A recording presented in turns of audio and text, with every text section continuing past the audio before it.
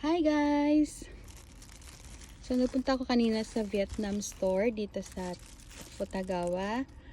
So madalas na binibili ko doon is itong green mango.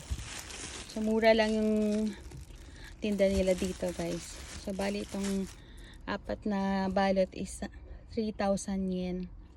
Tapos first time kong may nakakita ako ng singkamas. Ito guys, tingnan nyo guys. So first time ko makakain ng singkamas mula nang nagpunta ako dito sa Japan. So ilang piraso yan? 1, 2, 3, 4, 5, 6, 7. 7 piraso is 1,000 yen. Yan, di ba? Lucky! So happy ako kasi favorite ko talaga tong singkamas guys. Yan lang po.